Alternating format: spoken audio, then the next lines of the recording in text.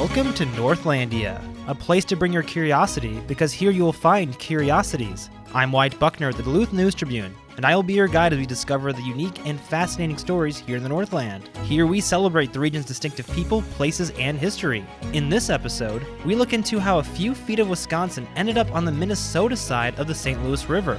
Let's venture forth into Northlandia. To tell us more about this strangely historic border dispute, we're joined by News Tribune reporter Jimmy Lovren. Jimmy, welcome to the Northlandia podcast. Thanks, Wyatt.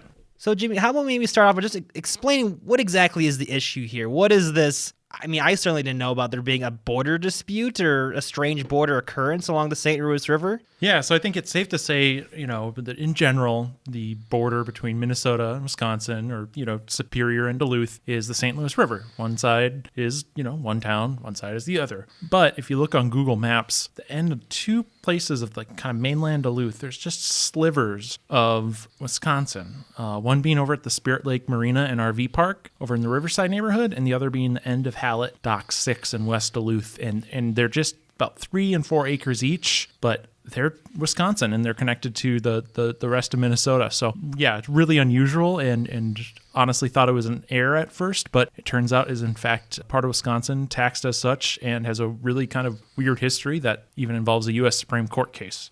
So is that how you found the story? You came up with it? Were you literally just on Google, or how did you originally come up with it? Yeah, I think an editor actually was doing that. We have a document of Northlandia story ideas, and I believe it was Barrett Chase, our web editor. He had a screenshot in there at the end of Hallett Dock 6, and he was asking, is this actually part of Minnesota, Wisconsin? Is it actually land? Is it just marsh? I mean, what's going on here? And so that intrigued me, and so I did a little digging to find out if it was actually Minnesota or Wisconsin. Gotcha. And how do you go about even trying to get an answer to this question or to look into this more? Like, who do you even talk to for that? And who did you find and how? Yeah, so I really wasn't sure where the border actually was at first. So I went on Douglas County Land Explorer, and each of these slices of land of Wisconsin, you have a parcel, which are taxed as part of the city of Superior. And so that was like, okay, yeah, these are parts of Wisconsin. And then I sent emails to St. Louis County and Douglas County and Superior officials, like hoping to, talk to someone from whether the surveying office or, the assessor's office, someone who could kind of speak to the uniqueness of that, and maybe they would have an idea, like the backstory. And they kind of knew it, but they all directed me towards Tony Lute, a semi-retired surveyor who, project a few years ago was to recreate this 100-plus-year-old survey of the Minnesota-Wisconsin border. And he's the expert on Minnesota-Wisconsin border through the St. Louis River, the history of it, where it actually is, the survey of it. He was a wealth of knowledge, and he was definitely the person to go to about this. Yeah, and you and I both got to speak to him, albeit separately. We kind of you got the more lengthy, in-depth slideshow presentation with him, and me and photographer Jed Carlson for audio and photography got a little bit more condensed version of that. And he clearly knows his stuff when it comes to land and all the history surrounding it. And I think he said he's been doing it for about 40 years now, but he just loves working with the land and everything that encompasses that. Being a land surveyor, I got into land surveying because I always liked the outdoors and I liked the woods. And I was fortunate to be able to land in a job such as land surveying. Of course, land is a limited resource, but it has there's many aspects of land surveying, and some of this historical connection was important. So he's definitely passionate about both surveying and the historical aspect of it. He kind of came onto this project when he found an error in a survey. He was doing an unrelated nearby survey and found an error, and he wanted to figure out why, and pretty soon it turned into a project of replicating the U.S. Supreme Court's order and survey that kind of determined the Minnesota and Wisconsin border and kind of settled this years-long dispute between the two states. I got involved in a project for the Minnesota surveyors to do a report on the 1921 U.S. Supreme Court state line. It was connected to having found a couple monuments out in the field on a private survey project. And what started out to be a simple report ended up growing into a large project requiring extensive field search and field work. There was an error on the boundary commission map from the U.S. Supreme Court in 1921. And so mathematically, from a couple control monuments, things didn't add up. So I ended up retracing the complete survey for the 1921 boundary commission in those years. So he set out to replicate that using those points that the Supreme Court ordered, and he found additional errors and figured out what was wrong and why. There was kind of some transcribing errors between the original survey book and what the Supreme Court issued. So the lines are right. The slivers of Wisconsin and Minnesota are not in error. They're supposed to be there. But he found some numbers were incorrect in what the Supreme Court published after the fact. So anyway, not only was he surveying things, he was also looking through microfilm, newspaper archives and microfilm to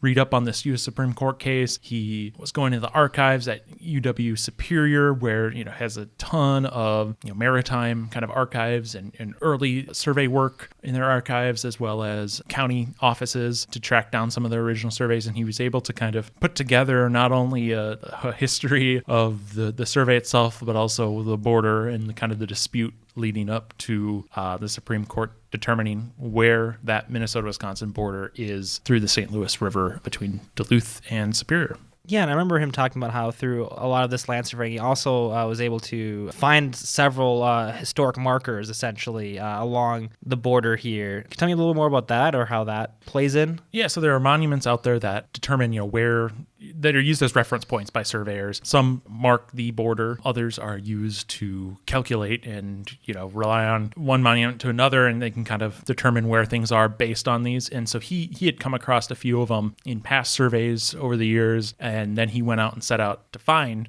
all of them. Some of them were right where you'd expect. Some of them were buried. Some of them had eroded down the sides of hills and fallen into the river. And then there were a couple that were just gone completely, I believe. And so, he went out and looked at kind of the state of those and reported back. And so that was kind of I think maybe what he set out to do first, but that's a lot of field work. And he spent a lot of time in digging through archives as well and kind of telling the story of how they got there to begin with. Mm-hmm. And when I was there, photographer Jed Carlson inquired about this, about how it's not just like sitting out there for you to find super easily. Like there was sort of a discovery to that process. When you were looking for the monuments, was it almost like a treasure hunt? Oh yes, yeah. Because I would imagine they were sort of not easy to find in a lot of spots. No, there was an adventure at every monument. Yeah, and they're not easy to find. Is it something that people can go look for, or is it dicey depending on the area? It's definitely a mix of land ownership, public land and private land. So before trespassing, you want to be careful, And some places are physically challenging, so you want to be careful that way. If you take the canoe up the river to go look for a monument, you don't want to capsize the canoe in the process. Or, the hills along the St. Louis River are very steep, so you got to be careful along the slopes along the St. Louis River. So it definitely seems like there's a lot involving the Supreme Court and these errors that were discovered. But I mean, all that being said, why is the border drawn the way it is? Errors or no errors? Sure, and it has to do with the difference between Wisconsin's definition of the border and Minnesota's back then. And that's because Wisconsin saw the border as the deepest part of the St. Louis River kind of originally, right? Whereas Minnesota thought, the border is actually about halfway between each shoreline and St. Louis River. Well, shorelines change, rivers changed naturally, but also, especially in the late 1800s, early 1900s, by people. Entire islands were dredged out and so make way for shipping. A lot of fill was added on the shoreline to make room for docks and other industry. And that's what happened is that deepest part of the channel originally, where Wisconsin considered it the border, was filled over by industry on the Minnesota side, over on what's now Spirit Lake Marina and RV Park in the Riverside neighborhood. That was a shipbuilding operation to build ships for World War I. And then over end of Hallet Dock 6 in West Duluth, which was a furnace at the time. It's now a rail yard. Yeah, so that fill was built out, covered what was then the deepest part of the river, which Wisconsin considered the border. And then these companies, shipbuilding and the furnace, they started getting taxed by both Minnesota and Wisconsin. They did not want to be double taxed. And so Minnesota and Wisconsin kind of went at it and battled over what was the border and who could define, was this a river? Was this a lake? Was the border the deepest part, or was it about halfway between each shoreline? Ultimately, the Supreme Court in 1920 decided in these parts, it was the deepest part of the channel at that time. And so that's how little slices, 3.3 acres and 4 acres of what we think of as Duluth and as Minnesota is actually Superior, Wisconsin. As part of that, they ordered a survey to be done to kind of set out markers, and map out what they drew the map. They had coordinates, and then they had people go out and physically do that. And that's what happened in 1921, and that's what our Tony Luke sought out to replicate. Man, it sounds like a lot of politics involved for what amounts to only a few acres of land on each of these little parcels. Yeah, it was very political because for at least 20 years before the U.S. Supreme Court took over this case, there was a number of private cases, such as the argument around Tallis Island between north of Big Island, Clow Island, and the West Duluth there. That was a court case, but they threw that case out. That preceded in 1916, Minnesota filed a complaint against the state of Wisconsin, and then the U.S. Supreme Court finally said they could hear the case. There was a boundary survey commission in Minnesota and Wisconsin and Duluth and Superior that went on for 20 years, and you can read different articles through the Duluth Tribune or the Superior Evening Telegram over the years regarding discussions over the boundary and use of the river. So now, over 100 years after the Supreme Court case and these debates and decisions and new surveying and map drawing, how does these border quirks affect the current properties right now? Besides taxation, not much. They're not being double taxed. Those parcels are taxed in Wisconsin, and then where the border is, everything on the other side is Minnesota. So for the owners, I talked to each of the owners, both of Spirit Lake Marina and RV Park and of Hallet Dock 6. Both of them said, really, it's just kind of the taxes, and it's not too expensive. But, Charlie Studahar over at the marina, he had kind of a funny anecdote where last year the Minnesota and Wisconsin officials were trying to restore the wild rice beds along the St. Louis River, and geese were, there were too many geese, and they were getting at the wild rice, and so they were planning kind of an eradication of some of them, or a thinning out of the geese. And so Wisconsin officials were ready to do it. I don't know, from the way Charlie described it, Minnesota wasn't. So while they waited for Minnesota, Wisconsin went and used the last little bit of the old shipbuilding docks, now the marina and RV park, and, rounded up some geese on that portion, and for those to be euthanized. The DNR did confirm they used the Wisconsin part of the marina for that. So besides that, though, he said, there's a couple environmental regulation things that are different, and it's just a matter of kind of dotting your I's, crossing your T's with each state. But besides remembering to pay taxes, once or twice a year, it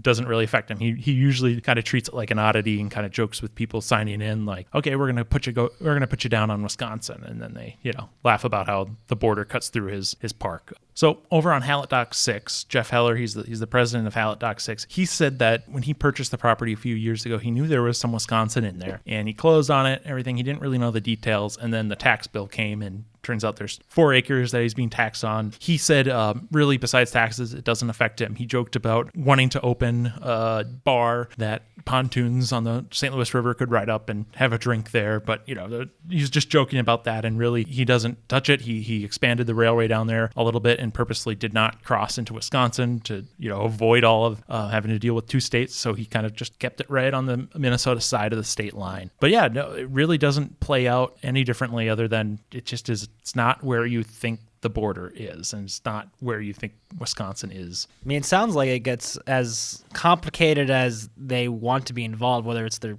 herding geese over onto one side versus the other, or jokingly thinking about building a bar or something on one side versus the other because they have such different rules and regulations. But it probably sounds much simpler to just kind of leave it be. Yeah, exactly. I think that's exactly it. There's not really a whole lot on it. I mean, I think down at the marina there is, you can pull your boat up to it or have your RV on the Wisconsin side, but nothing really changes for you there. And then at Hallet Dock 6, there's nothing there. So really it's just the paying of the taxes. And so maybe if they were bigger pieces of land, maybe if for some reason something had developed on it, housing, industry, and there was actually structures and people and property on it, maybe it would be a different story and it'd be a little more unique. But things are pretty minimal on each of those slices of Wisconsin, so it doesn't produce much of a headache since the Supreme Court settled the dispute 103 years ago.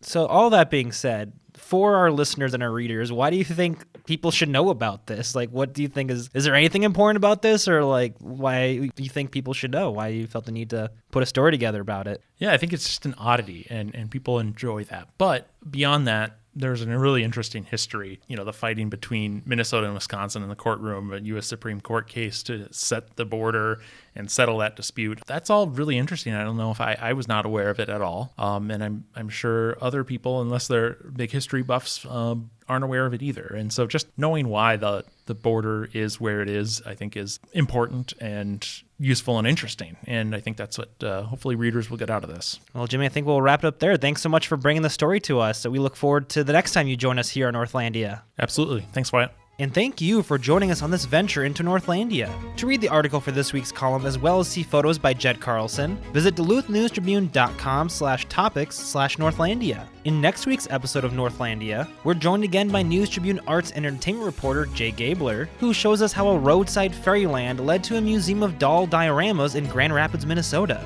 You can find all of our episodes of Northlandia on Apple, Spotify, or wherever you get your podcasts. If you or someone you know has a unique story that you believe could have a place here in Northlandia, let us know by emailing northlandia@duluthnewstribune.com. Join us again next week and discover the extraordinary stories that you just might miss if you're not in the right place at the right time, ready to step off the beaten path with no rush to return, here in Northlandia.